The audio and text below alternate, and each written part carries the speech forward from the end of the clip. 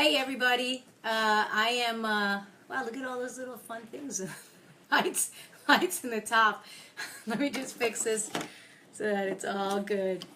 Okay, so here we are, Ask Andrea. You guys sent in your questions, which I love. I love getting your questions, and I'm here to answer them. I can't answer all of them. I only have about a half an hour today, but I'm going to answer as much as I humanly can before I cannot possibly answer another question. So, first question came in from, let me get this name.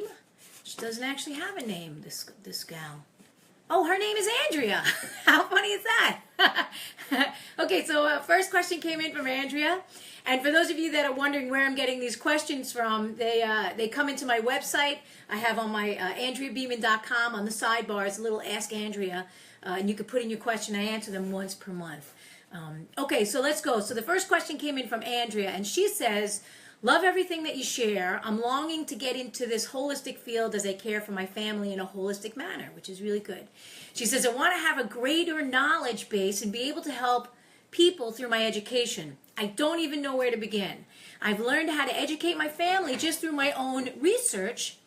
We all eat organic. Awesome. Little grains. Okay, not I happen to like them, but hey, they're not for everybody.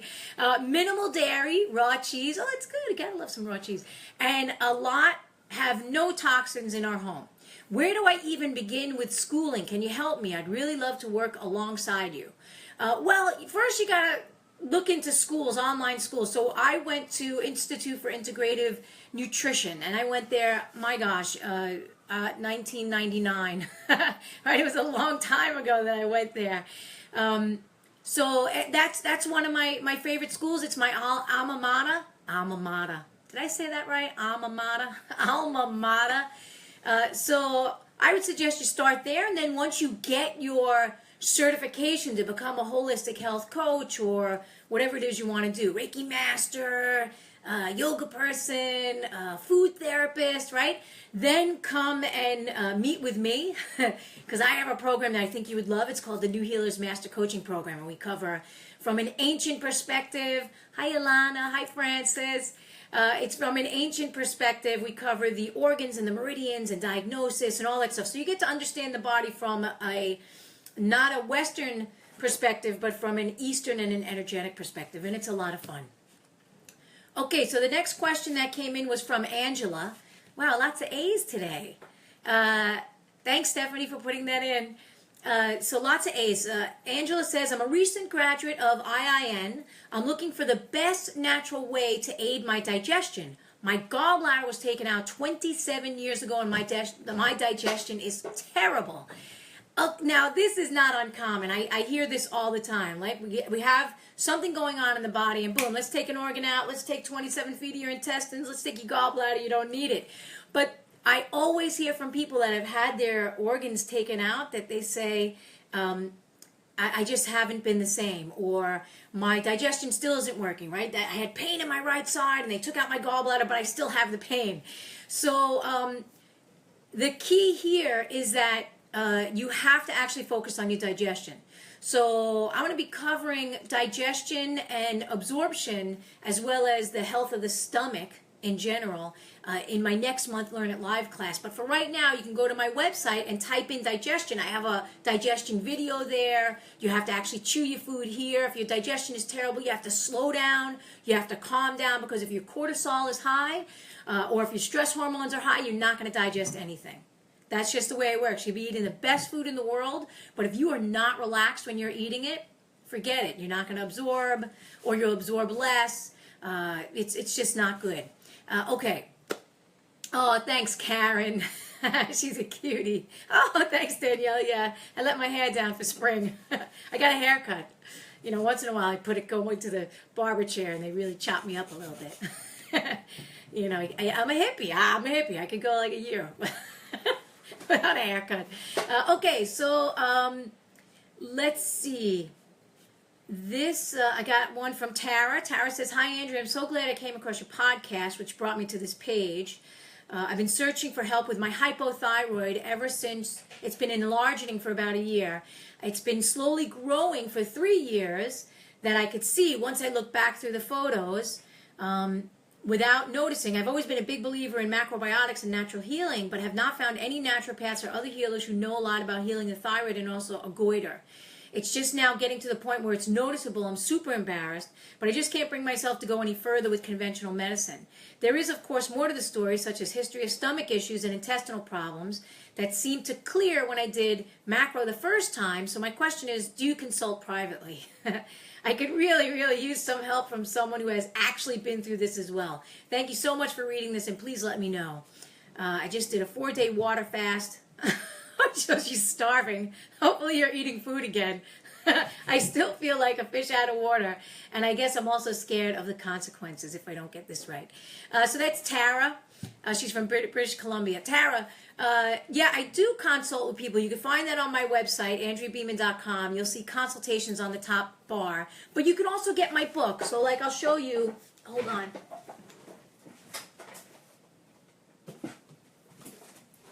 You could also get my book, or you can go right to my website and type in goiter, and in the little microscope, you know, there's a little microscope. I think it's a microscope or a magnifying glass. That's what it is. Oh my God, I failed science. Magnifying glass. You can see that I too had a large goiter. Like, I don't know if you can see this. I'll put this here. Right, I had a large goiter. That was my neck. It was kind of ugly. It looked like a lump. You know, it's just a lump in my neck. So yeah, you know, like, it has never come back. It's been 20 years. It's never come back. So there's a lot of things you can do. Start with diet. You go deeper. You go into the physiology, you know, the emotional body, the physical body, the energetic body. It's usually, you know, like, it's not just food. Food is a great place to start because you're living in a physical body. But there's so much more energetically, emotionally that is related to the thyroid. How are you expressing yourself?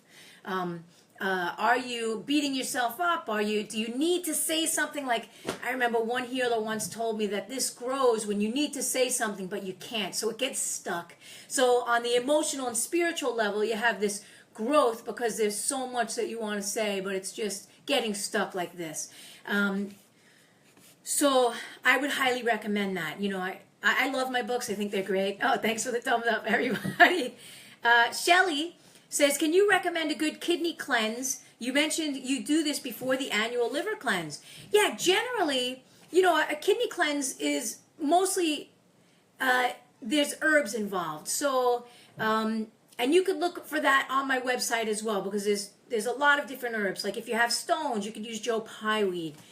You could use marshmallow root, right? Just to help your kidney, right? Because the marshmallow is like it's a softener, right? So it builds the fluids and helps soften, right? Because the kidneys are responsible for the water element in the body. You want to make sure you're getting a lot of water. Sea vegetables, my favorite for the water element in the body, because they live in the water, right? The seaweed lives in the water, so it helps to nourish the water element. So I always recommend that kind of stuff. Okay, like I said, we got to go fast. It's 11:08, and I got a lot to do today, plus I have to travel. Okay, so Ann says, hey, Andrea, in the last Ask Andrea, you mentioned walking daily to help with constipation. Is it just walking? Is there a minimum amount of time, or can any cardio work? I love to be active, but do not like to switch it up. But wasn't sure if walking was a specific suggestion for constipation. Also, you mentioned black walnut hull for constipation and for rogue bacteria, which I have, and was wondering if you could provide more details. Any other suggestions to help balance that out? I've been fighting hypothyroid Candida and confirmed that my gut bacteria shouldn't be there.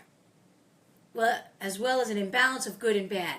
Yeah, you need the bacteria in your gut to actually digest food. It's when the bacteria grows out of control, the population, that's when they start eating everything and you become exhausted, right? And you don't feel good and you're bloated and you got Candida, right? Because the Candida is the fungus that naturally lives in the large intestine.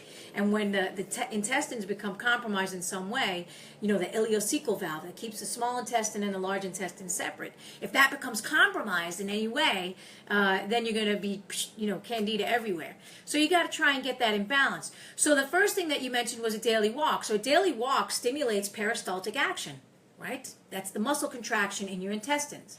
It's one of the reasons why I recommend a daily walk, right? So that contraction alone, that gentle contractive action, will help to move your food along, move it into the feces, right? And then eventually get it out of the body, right? That's what you want. This nice, gentle, you don't want this shooting shooting stuff coming out of your system, right? You want it to be a gentle and relaxed movement. Right? So running is fantastic. It's cardiovascular, it gets your blood pumping, blah, blah, blah. But if you're constipated and you're running a lot, you have to make sure that you are really well hydrated, because water also, if you're dehydrated in any way, then feces are not going to be soft, and it's going to be hard. Your large intestine is going to reabsorb the water because you're dehydrated, and it's going to stay in your colon for a much longer time. So make sure you're drinking a lot of water. It's never just one thing that stops the body from not functioning well. It's a variety of things. So one of the things that I suggest for Candida is to eat seasonally and locally to help strengthen those valves, right? And no smoothies. Not smoothie once in a while, but not every day. Tammy has a chicken pox. 2 years ago, they thought I had shingles. Any suggestions? Oh, poor thing. All right, I'll get to your stuff as soon as I finish the Ask Andrea questions here. Shingles, and chicken pox, this is viral. It's related to the herpes virus. So if your immune system is down from a variety of viruses that you have in your system, you want to bring that viral load down, and you want to boost the immune system up. So bring the viral load down, licorice root, lemon balm, as long as you don't have hypothyroid. To sleep naturally boosts the immunity, right? Getting adequate rest, sunshine, going out and getting some sunshine outside. That's all great stuff. Okay. Let's see.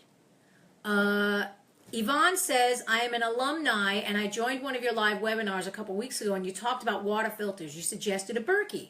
I bought a big Berkey portable where I fill it up to the top, but they do not say which water I should use. I do not have thyroid. I was told I can develop it. I try everything not to trigger. I live in Florida, so water has lots of chlorine. Well, the chlorine isn't good for the body and also for the bacteria. The chlorine not only kills all the bacteria in your pool, right? For those of you that have a pool, by the way, the chlorine not only kills the bacteria in the pool, it kills the bacteria in your gut. So if you're drinking chlorinated water for a long period of time, there's a tendency to have a poor gut health, right? So keep that in mind. So get a good filter. So I like Berkey because it takes out fluoride and chlorine, and then I put little minerals back in. She says, I need to purchase bottled water and then run it through the filter. Please help. I'm not sure if I'm getting what triggers. The company was like, okay, yeah. You don't need to put bottled water into your filter, right? Your Berkey filter should take out. It's a very expensive filter. I use it. It's, $200 something to buy the thing. And then it's, those filters last for a while. And they should take out the chlorine and the fluoride and a lot of stuff. But again, now when you filter your water, right, not double filter, when you filter your water, you lose minerals. You lose them. They're gone. So you have to put minerals back in. So I use something called concentrates. Plus I use a lot of herbal teas that are mineral rich. So I get minerals back that way. Because I had a client who was just drinking purified water, right? She said she heard it was the best, and her hair started falling out. She was getting all up here, hair falling out. And I said, you're losing all your minerals. This is protein. This is a protein discharge. But, part of this is what are you absorbing? Are you getting minerals? Are you getting proteins? Are you getting fats? Are you absorbing all that stuff? What's going on? Why is the hair all of a sudden falling out of the blue? She wasn't stressed out. She just started drinking a lot of purified water. So it had nothing in it, right? Purified water, pure, right? Nothing in it. Okay. Yes, Samantha, do you need to put minerals back into the Berkey water? If so, what brand do you use? I use concentrates. But again, like I said, I also use a lot of herbs. I use nettles. I use red clover. I use a lot of herbs that have minerals in them, and then I drink that. I drink those teas, right? Karen says, I can vouch for everything Andrea is saying about Candida and ileocecal valve being important. Mine was removed due to cancer, and I am very conscious about what, when, and how I'm ingesting food and herbs. That's fantastic.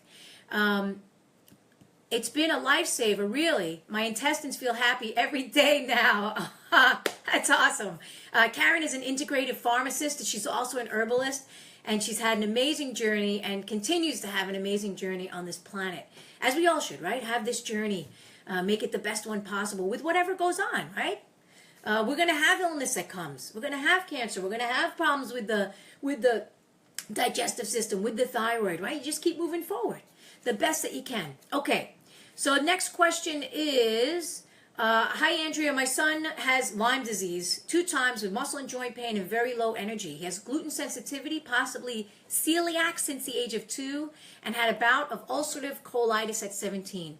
He has severe hearing sensitivity, possibly from the Lyme. Yes, you're correct, because the Lyme, the healing of the Lyme, it can drain the kidney essence. It can drain the health of the kidneys, and when that happens, your ears and hearing will be affected.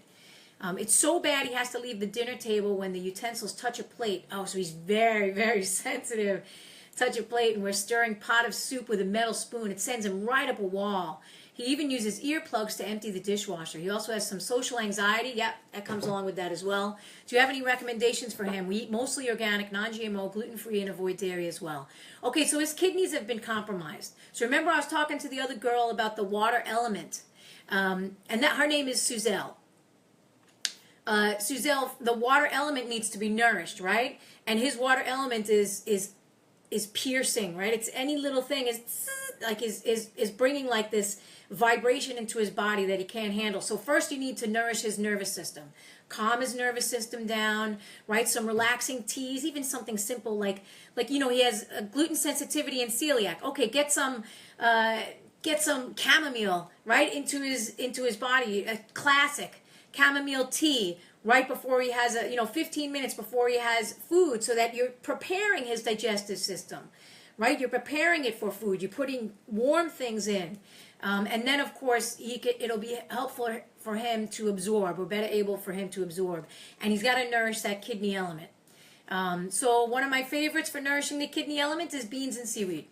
I love it. I think it's great. I think beans have been used a long time. He has celiac, so you got to make sure that those beans are soaked and treated properly and then cooked for a long period of time. And also with the celiac, you got to be careful with... Don't give him too much raw, especially with him so sensitive. I would put stocks in this guy's diet. Stocks with lots of herbs and roots and all that good stuff. Okay. Samantha says, can you add a pinch of Himalayan or Celtic salt to the water to remineralize? If so, how many times a day should you do this? Well, you don't want to get too salty, Samantha. Right? You want to have a pinch. I would suggest in the morning would be the best for that. Anna sent in a message, and Anna says, I'm bloated all the time. I receive a massage once a week, and the professional is impressed how bloated I am. Isn't that funny? I feel like I gained a lot of weight. I have chronic diarrhea for over 2 years. My belly is so bloated. I have not found a doctor to tell me what's wrong with me. What are the steps for my healing? Thank you. So Anna, you're bloated, but you're having diarrhea for 2 years. I'm surprised you're still alive, right? Diarrhea for 2 years is a really long time. That's a lot of pooping. Now we have to look into the large intestine, right? Because again, the large intestine is what's reabsorbing the water back into the body and forming the feces. So what's going on with the large intestine? Is there a parasite in there? Is the bacteria out of balance? Is the fungus out of balance that lives in the large intestine, right? Are you able to nourish that? So you have to start to look at the body different. And the bloated is probably because, that there is also probably some liver stuff going on. Because whenever the liver is not producing the bile, or the gallbladder not producing the bile, there'll be bloat in the stomach, as well as if the pancreas is not producing what it needs to. So, there are some classic things that you can do. I would do some bitters for sure. And certainly go get into the hands of a professional, because having chronic diarrhea for 2 years is exhausting, and you're headed toward wasting, right? If you're not absorbing, you're going to head toward wasting. Your upper stomach wants to hold on to the food. Your lower intestine says, get this stuff out of here. Okay. So next question, and I don't have time to get to all these questions. I do have to run today. Diana says, I have numerous polyps on the thyroid, DCIS stage 0, and I have a large precancerous polyp removed from my colon in January. How do I do a liver cleanse? That's funny, right?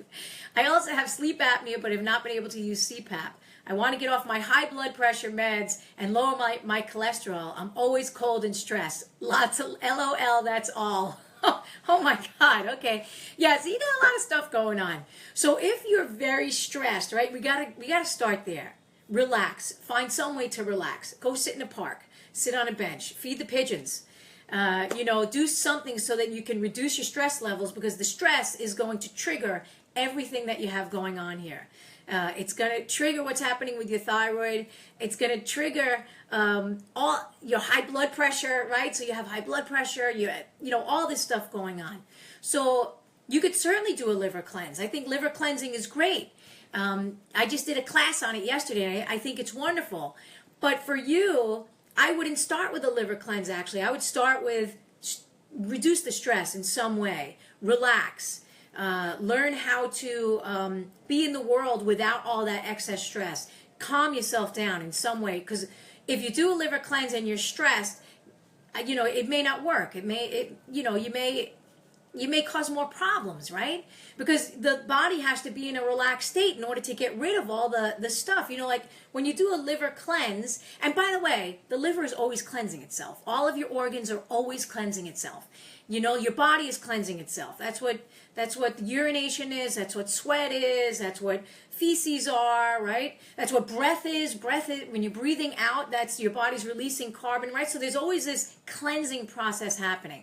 So if you do a intentional liver cleanse, right, you're actually going to put a bit of stress on your detoxification organs, and already you're stressed.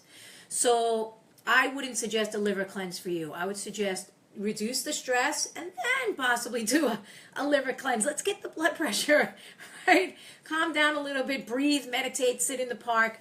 I know you don't want to hear that. Nobody wants to hear, go take a rest, go sit in the park, but that's what you need to do. Lenny says, hello, Andrea. I'm a graduate of Integrative Nutrition. I have a friend who has been diagnosed with polymyalgia rheumatica. Say that 10 times fast. Doctors are giving her the runaround. I wanted to know if you could recommend any naturopaths and functional medicine practitioners in New York. Thank you, Lenny. I like Dr. Frank Lipman in New York. There's also another guy, a naturopath, I saw a couple years ago, Suzel. I think his last name was Suzel. He was a naturopath. Hey, Pablo. Yeah, that was his name, Suzel. Okay, but yeah, look around, because there's a lot of them, and they're popping up all over the place. I agree that if she's getting the runaround by Western medicine, go to Eastern medicine, go to alternative medicine, go to integrative medicine. Get another opinion. Get 27,000 opinions. Just get people to look at you from all different perspectives, and then you choose the perspective that resonates with you. That's the way that it works. So if the naturopath resonates with you, fantastic. If the acupuncturist resonates with you, great. If the Western medicine resonates with you, that's great too. So I'm a big believer in trying everything. Okay, look for Morrissey Clinic too in New York. Thanks, Danielle. Okay. Esty says, I mentioned before that my hubby has a fatty liver, and with years of not paying attention, he's now drained, and the whites of his eyes are not clear. They're more yellow. That's actually, it's a sign that his liver is not doing well. Yellow and red, and he's very tired all the time. What protocol can we do naturally to nourish and heal the liver, and how long for? Now, I know, Esty, you were in my liver cleanse class yesterday. He is tired, and he's red and yellow in the eyes. And fatty liver, the liver cleanse that we did yesterday in the Learn It Live class, perfect for your husband. Start him on it. Let's clear some of that congestion that is probably blocking his bile ducts. And also the diet that I had recommended yesterday, get him to eat more vegetables right now, more than he's ever eaten in his life, right? Cleansing, push that stuff through as he's going through the cleanse. Esty, yes. She says, with the tinctures, yes. use the tinctures. If he's got yellow and red in his eye, remember liver meridian, I think Esther, you took the New Healers program. The liver meridian runs up right from the webbing in the large toe, runs up the legs, through the knees, through the reproductive organs, through the breast. That's why if you get breast lumps, you want to look at liver and gallbladder, because gallbladder meridian runs here, liver meridian runs up here. And then the second channel from the liver meridian comes up here through the jaw, right? So people that have TMJ and stress, right? It comes up through the jaw so that you know that liver stress is there. And then it goes up through the eyes to the top of the head. So anytime you get headaches on the top of the head or on the side of the head, you're looking at liver gallbladder. So he has red and yellow in his eyes. So he's showing stress. He's showing inflammation in that meridian. Yeah, that liver cleanse would be really good for him. Danielle says, do you have a code for the Learn It Live class? Danielle, yeah. Send a note to Stephanie at AndreaBeeman.com and she'll give you the code. That class is up today.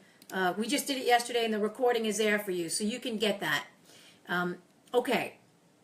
So Lee says, I recently consulted with an Ayurvedic practitioner who told me to reduce raw foods as I am in the Vata time of my life. And my lifestyle and environment are Vata provoking.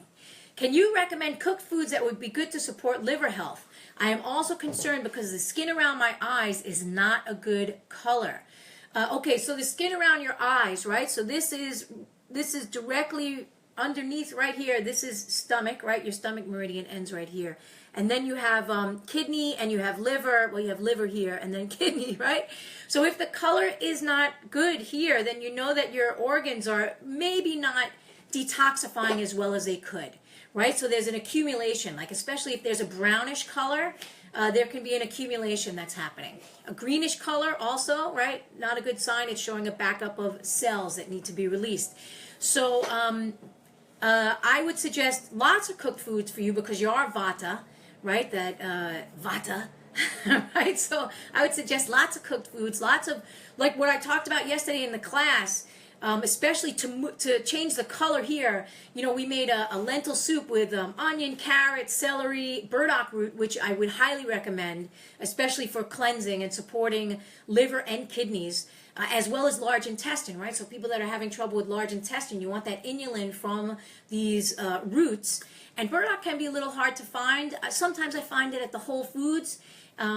Mostly I'll find it at the farmer's market, right? And it's a weed, right? It's a big, long, it looks like a stick, like you just chopped down a tree and you got this stick.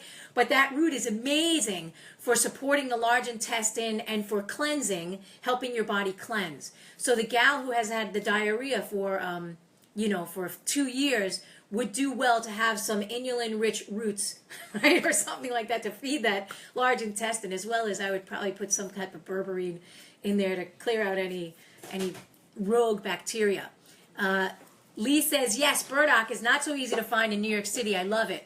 Yeah, if you can't find it, then you can order it online dried and then soak it overnight and put that into your food. Or make a tea out of it, even better. And drink it, that could help. And it's also very grounding, right? Because Vata is very airy, right?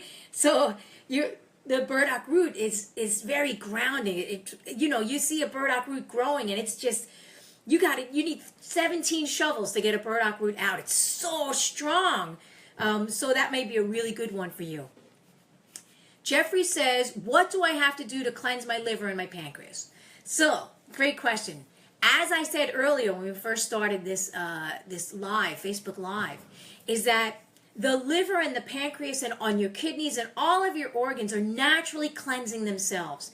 They naturally go through the process of building and cleansing, yin and yang, right? Contraction, expansion, or contraction, expansion, right? So they're naturally going through this process. But what you want to do is support that process. So to cleanse and support your liver and your pancreas with its own cleansing is you have to give it the foods or the flavors that they need. So bitter for the liver, bitter and sour. And then of course pancreas, believe it or not, the food that nourishes the pancreas is sweet. But you don't want to have too much sweet. So you want to have sweet that is in the form of something like ginseng, sweet root. Another sweet root, astragalus, sweet. Burdock, believe it or not, when you cook it for a long time, becomes sweet, right? So those sweet roots and sweet foods are good. Cabbages, carrots, all of that is really supportive to the pancreas. What's not supportive is the sweet, like the Milky Ways and the, the pint of Ben and Jerry's, right? Danielle says tons of burdock here in North Carolina. Okay, so Lee, you know where you got to go. Take a trip to North Carolina, bring your shovel, come back with a whole bushel of burdock and just start selling it on the streets of New York City. Okay. So let's see. Oh, licorice root also for the pancreas. One of my favorite sweets. I probably have licorice root every day. I love it. Oh my gosh, I love it. Keeps the viral loads down. It supports the liver and the adrenals and the pancreas and the whole thing. And also with pancreas, for cleansing, you have to make sure that you're chewing your food, right? So when you chew your food, you're combining it with your salivary enzymes, which starts the breakdown process here and puts actual less stress on your pancreas and on your stomach. Danielle says, yes, the farmers love us herbalists to dig it up. Yeah, the farmers like, get that weed out of my yard, right? So funny. Okay. So it's 11:31. Sandra says, wow, lots of liver stuff going on. Sandra says, I have liver cirrhosis and I'm on a transplant list.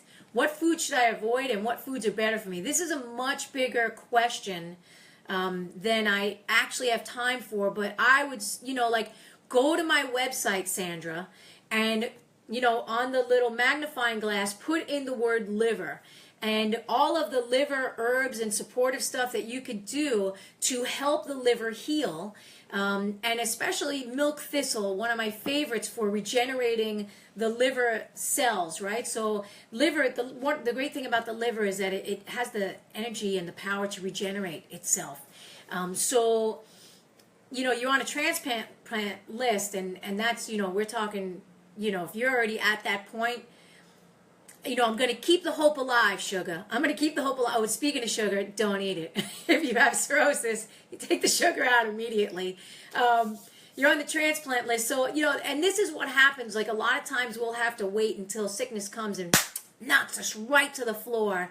And, we lose an organ or we lose something. But at least you're here and at least you're trying to understand this. So I would suggest you get with a good herbalist, a naturopath, an alternative practitioner. And maybe there are some things you could do because there's probably a lot of other medications that you're on as well. I would also suggest a lot of mushrooms, medicinal mushrooms. I think they're wonderful for supporting the liver as well. Jackie says, is it necessary to do a colon cleanse, especially since I am constipated, prior to doing a liver cleanse?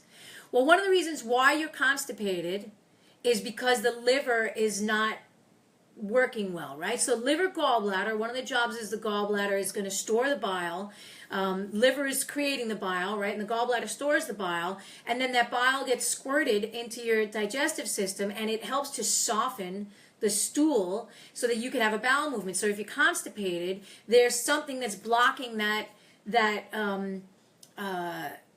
flow, that natural flow that should be happening. So it could be that there's stones. It could be that there are just a lot of mucus in the ducts themselves. It could be that you're not drinking enough fluids, right? Because you need liquid in order to get that feces, right, softer. So you can certainly do a colon cleanse. I'm not opposed to it, but don't do them like 27 colon cleanses in a row, which is what a lot of people will do, because then you're going to wipe out all your bacteria. You need bacteria and you need fungus in your large intestine. So keep that in mind. Too many colon, you don't want to be too clean down there. Colon cleanse, that's your exit area for the toxins and the poop, and that's the stuff that you want actually to be a little dirty. you don't want it to be so clean. Okay, and also I would suggest that you go and check out that liver cleanse that I gave yesterday, the liver cleanse class. It was a lot of fun. It was on Learn It Live, and of course, we talked about the foods and the herbs and everything to get your system moving. Molly says, I get tired and sick from eating anything, even a simple salad. I have been on many doctors. They can't tell me anything. Any ideas? Yeah, if you're getting sick from salads, then you're not processing raw foods. Don't eat raw foods. Start with soups, gentle, lots of vegetables. Put them in there. Put in ginger, put in garlic, put in tons of herbs, right? Because they have those volatile oils that stimulate digestion. So rosemary, oregano, garlic, right? Put this into your soups. Okay, and let me see. I have more questions here, so let me get to this first, and then we'll go there. And I only have a couple of minutes. Elizabeth says, what should I do to manage water retention in my body? I'm feeling swollen knees, fingers, under my eye puffiness with very dry and sensitive skin. So water element, which is the kidneys, is out of balance, as well as potentially heart element, because if the heart element is not strong, there'll be a tendency to have swollen feet. And you have swollen knees, so let's look at the kidney element. You're also swollen under the eyes. Let's look at the kidney element. And then you have dry and sensitive skin, and that's connected to both your lungs and your ability to digest and process fats. So lung and liver, right? So you have liver, which is responsible for the fat element, and then your lungs present to the world through the skin, right? So there's a couple of different things going on. I would say get into the hands of an acupuncturist or an herbalist, because this is a lot of different things happening. The swollen knees and fingers, under the eyes, the dry sensitive skin. Start with eating a whole foods diet and walking and exercising, because what walking and exercising does is it starts to move the fluids, right? Move the fluids around the body. So, and when you move the fluids around the body, you're moving nutrition around the body. So the nutrients will get to where they need to go, and then that can start to heal, right? So, like I know people that eat the best diets in the world, but they don't move. They don't move. The nutrients and the energy and the chi is not going to get to the organ systems, right, to start the process of getting the body in a flow, in the natural rhythm and a flow. Okay. Marianne says, how long should you do a liver cleanse? Marianne, generally 30 days, and usually in the spring. I suggest in the spring. I think it's the best time of year. The energy of the earth is rising, and the liver, according to ancient medicine, is a rising energy, right? It's that upward rising energy. It helps you rise in the morning, get out of bed with a purpose, right? I'm going to go and take the day on, right? When the liver is congested, there'll be like this slogging, can't get out of bed, just let me die, right? You just don't want to do anything, procrastinating about everything. I know I got to do this, but I don't want to do that, right? I don't want to do this, I don't want to do that. There's all this procrastinating. Whenever somebody's procrastinating about something, you know that their gallbladder is congested, because that is the energy of the gallbladder from ancient traditional medicine, right? Okay. And then Vaishali says, what to do to lower visceral fat and severe knee and joint pain. Okay, severe knee and joint pain. This is a problem with kidneys, and generally, because, kidney meridian runs up, but also you have liver and you have stomach meridian running on both sides. So this is, you have to chew your food, slow down, and in order to get rid of the visceral fat, you've got to reduce the stress and start walking, but you can't walk with knee and joint pain, right? So swimming. Get yourself into a pool, hopefully just a saltwater pool, not a chlorine pool. Get yourself into a pool, get yourself into the ocean, start exercising, start moving. And then whether, you have this visceral fat, so you're accumulating a little shelf, right? A little shelf, so consider that a stress shelf. And start to move. Okay, so let me get to a couple of questions that came in here. First, Ilana says, hi Andrea, I've been eating and enjoying sushi for many years. I wanted to know what your take on it. Is it healthy for the thyroid? I just put out a blog about this. If you're having sushi, don't have the wild salmon right now because of the parasite situation. But also, you have to be careful of where the sea vegetable is being sourced from, because if you have the sea vegetables that are being sourced from the Far East, there could be, it hasn't been tested yet, but there could be this higher level of radiation in the waters that have been contaminated from that whole Fukushima. So, people say, oh, it's healthy, it's still good. I don't trust anything that any government says. I'm sorry. I just don't. Like we had 3 Mile Island that happened in, on the East Coast. What was it, 30, 40, 50 years ago? The people in those communities, that radiation leaked out and the government said, there's no problem. And then how many years later we find out, they had higher rates of thyroid cancer and thyroid disease and asthma. So come on. Yeah, I don't buy it. So just be cautious. I would source your sea veg when you're eating it from the Atlantic coast right now rather than the Pacific coast. And in the sushi bar, you don't know where they're sourcing it from. So that's something to keep in mind. So let me come back here to some of these questions, and then I got to fly. And I want to thank everybody for coming in. Let's see. Thank you, Stephanie. Oh, hi, Marissa. Good to see you, too. Tammy says, we covered the chicken pox. Melissa says, what's good for thyroid issues? Oh, there's a lot that's good for thyroid issues. I could, my gosh, your food, your lifestyle, the way, the exercises that you do.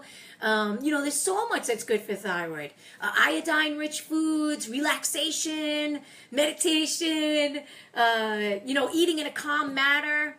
My gosh, I mean, and also what's good for thyroid? You pick up my book, Happy Healthy Thyroid. See that little face up there? You pick up my book, Happy Healthy Thyroid. It'll give you everything that you need to know about thyroid. Okay, Lee says, I'm interested in the liver healing tea, but I feel the recipe is ambiguous for newcomers. Generally, the recipes that are on my website, herbs are pretty gentle.